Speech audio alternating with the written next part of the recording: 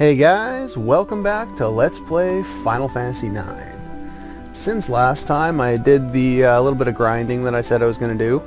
Of course, you know, I don't really need to do the grinding, and you don't either, but I'm a little OCD about wanting my characters around the same level, and since these ones haven't gotten any showtime, they were massively underleveled, and they leveled up quite easily, especially fighting the mandragores in the forest.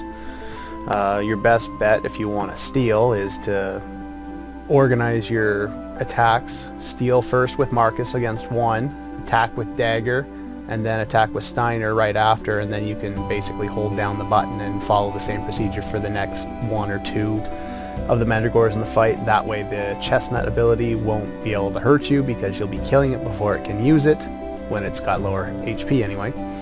And yeah, so that's pretty much what I did. Fight over by Quan's dwelling, so you can go use the healing spring whenever you need to. Just to kind of go over what I've done.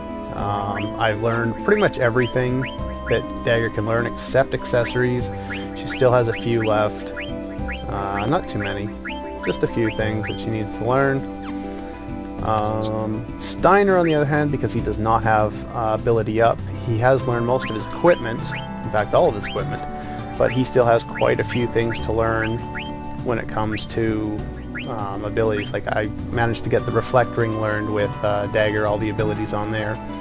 But unfortunately I haven't been able to even put it on him yet, because he's still working on what he was working on last time I had the video up.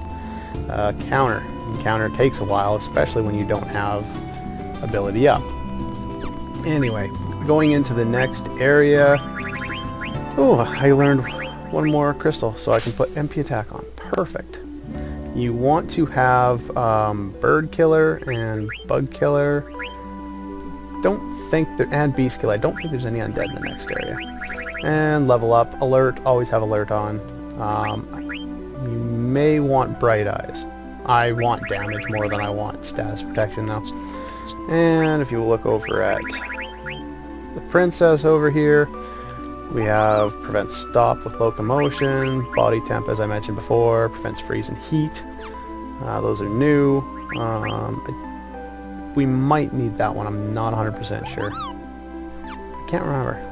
I forget. There's not a lot of enemies in the next area, so it's probably not imperative. Always have loudmouth on, and ability up when you're learning things. In the meantime, sure, why not? And that's pretty much all she needs. Yeah, so that's pretty much all I got, and now we can advance the plot. But before that, he's off to the bar. Yeah, as soon as you enter town again, Marcus buggers off. Before we do that, we want to go back over here, and if you remember last episode, we picked up another Stelazio in Quan's dwelling, so we want to go drop that off over here now, so we don't forget to do it. You can always do it later, and I think this time it's only going to be Gil, but oh well, might as well do it while we can. There we go. And now give me my money.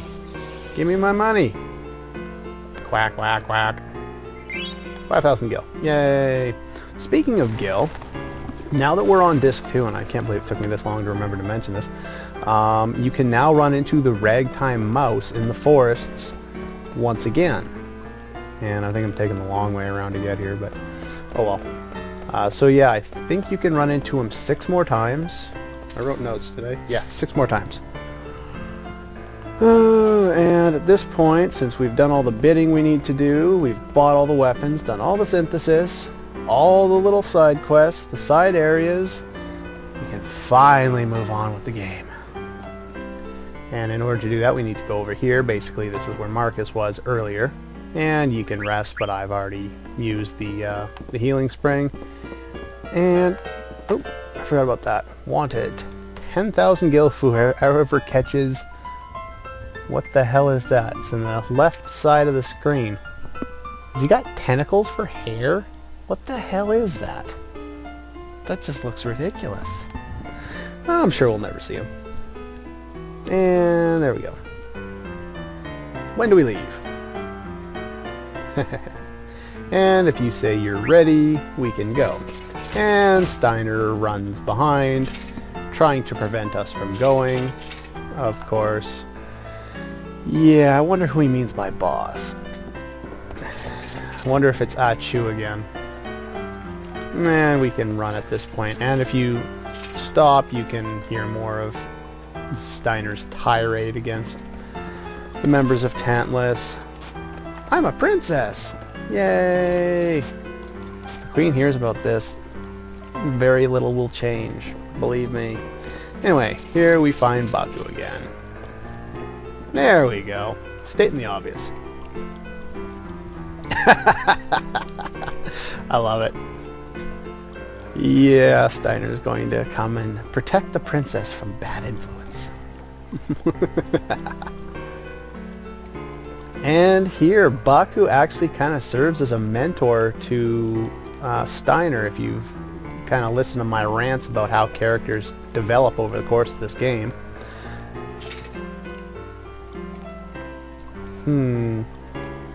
Yeah.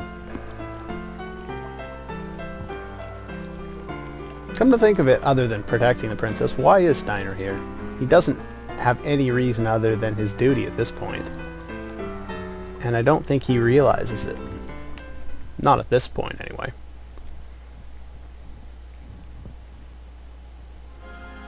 Ah! So Dagger was right. They did see Kuja here earlier. And the auctioneer apparently knows him.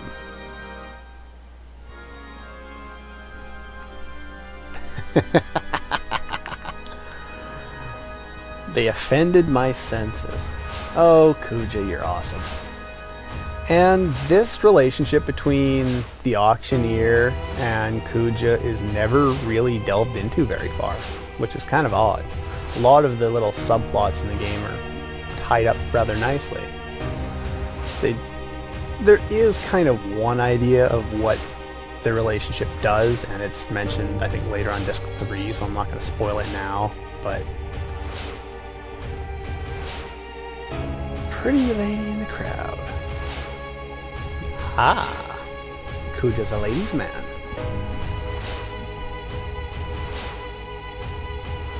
Yeah, okay. That's kind of weird. Must be fit. Who are you talking about? Cannot rest your wings yet. Oh, I guess he's referring to the princess. So he seems to have an odd... What's the word I'm looking for? That was kind of cryptic and weird. But he seems to have an odd thing for both Dagger and one of the other characters. I believe he mentioned that it was this boy after in the FMV, or right before the FMV or whatever, when at the end of Disc 1, so I think he's referring to Zidane. Ah, Steiner character development, yay! Be patient. Focus on your duties. Have you done anything else all game long? No.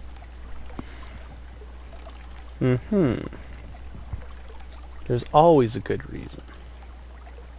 No thoughts of my own. Nonsense. And here we go. It's almost as if in becoming a knight and serving his duty, he's almost been brainwashed into this form of thinking. Always being subservient to someone else. And I guess that was a product of the time that this is supposed to take place in. You know, a steampunk kind of game. Just think about taking her home, huh? You keep thinking that.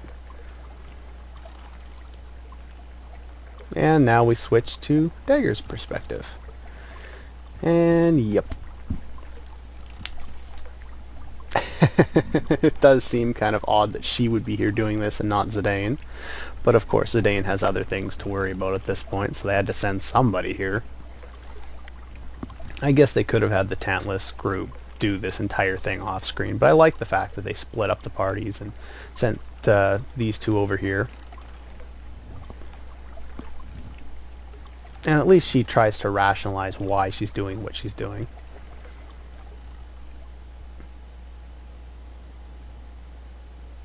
Yeah, she is definitely growing up before our very eyes. Just find it. That's not very helpful. Someone's coming. And have we seen him yet? I don't think we have. He ran out of ink. To the observatory. Nope. And the princess blew our cover. You're... Ah, Dr. Tot. What the hell is going on here? Ah, the tutor. Yeah, shut up, Steiner. You're too noisy. You and your rusty armor. Looking for the super soft. Steiner, that's exactly what you're doing. Ah, nice. Go left from the entrance until you find the large tower. It's an area I've already tried to avoid since we're going to go there now anyway. And the door would have been locked anyway, so we couldn't have done anything. Alright. And here's the shopkeeper. Ah. The princess. Alright. So this Tootsie's... yeah, now they kind of... Baku has so many mannerisms to him. He's a hilarious character.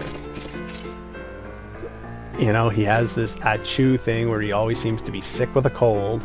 And now he... well, first Tootsie, and now... come on! Not helping matters. This Toot, yeah. He's just going to continuously mispronounce names now for the rest of the game. I don't think he does it too much. I think he does it with one, maybe two other names. He's just...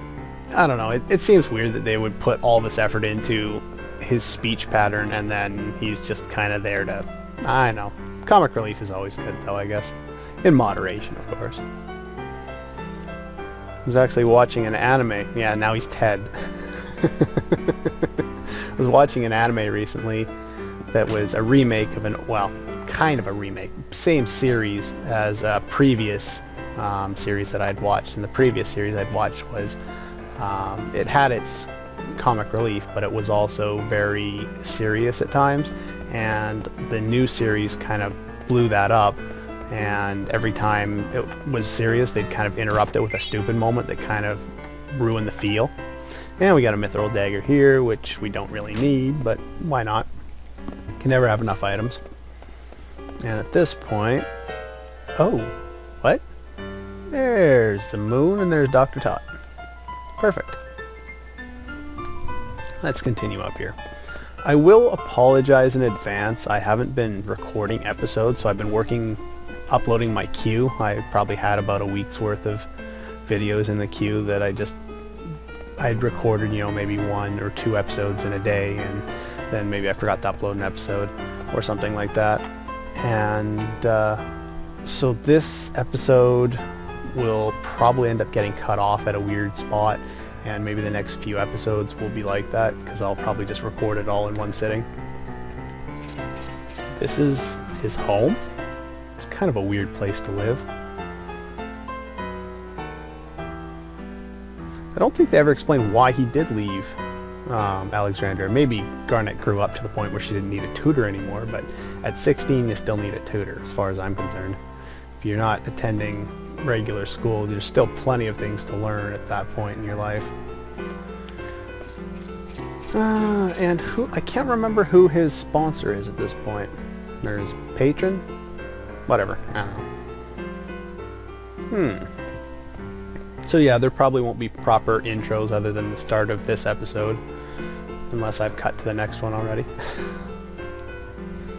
But yeah, so the next little while there won't be intros or outros until I'm done sitting here recording. I think I've already been here for 20 minutes, maybe 15, who knows. Anyway, I'm not going to keep time here. And there's the super soft, and don't mind if I do. Yoink. diner. And now we have, yeah, we have a little bit of control. Yeah, poor baby. Gaia. And yes, they use the same tradition in most Final Fantasy games of referring to the Earth as Gaia. Remember the ramblings of an old fool. I always like the ramblings of an old fool. Only found in documents more than 500 years old. This seems like it's coming out of absolutely nowhere at the time. I forgot how much this was coming out of nowhere.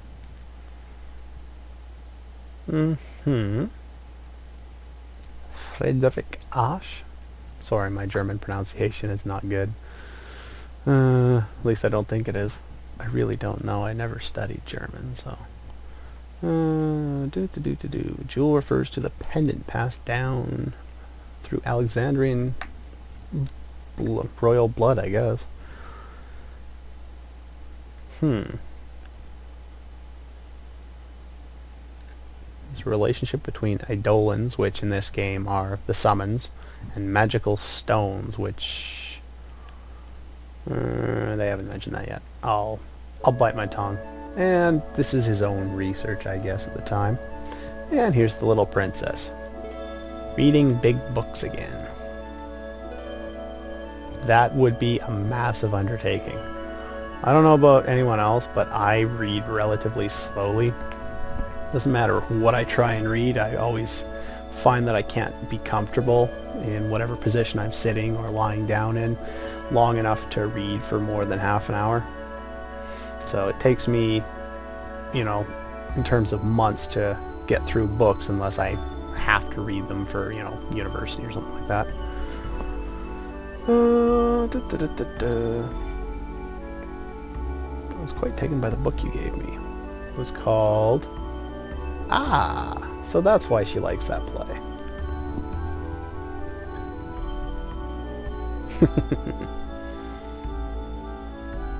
What's this? It's a globe of Gaia. Of course, Gaia being either the Greek or Latin word for earth, or ground, something like that anyway, refers to the planet. In one of the languages, I can never figure it out. Oddly enough, the second, or if one of them, what's the word I'm looking for? It's either Greek or Latin, and the other of the two that it's not the same word is Terra. And that actually becomes important later. And Terra is often used, though not as often as Gaia, as referring to the name of a planet in a fantasy world kind of deal. And I'm rambling. Oh well. The stars inspired his theories. Okay. What does that mean? This is a theme I don't think they use very often. I think this may be the only use of this theme in the entire game, actually. I don't even remember this one very well. Yeah, he's lost in thought, kind of like me. Where's my room on the globe? Awesome. The naivete of a child. That I can do. In Uncle Sid's castle? Sorry if I pressed that too much. I'm being summoned. Pause, break, and transition. Sorry about that, and I'm back. 8 years, eh? Continue to collect and research these items. It's broken, obviously. They're standing inside of it. Observation deck. It is an interesting image to put to words. Viewing the sky from inside a globe.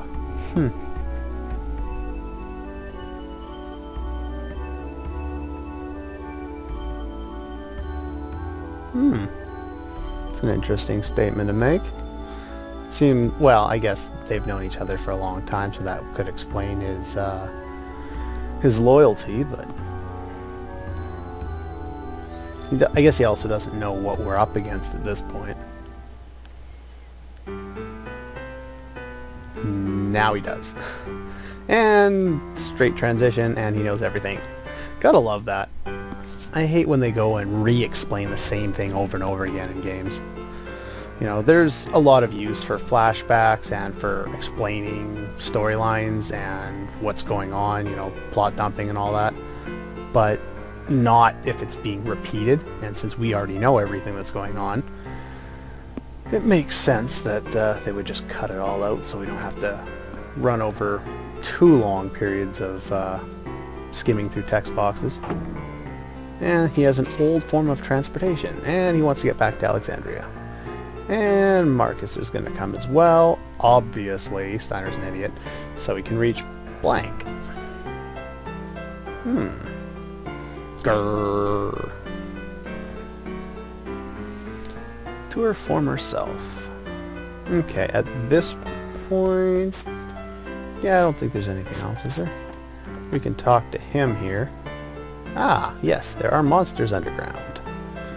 And we're still equipped from before, so we can just head on straight down here.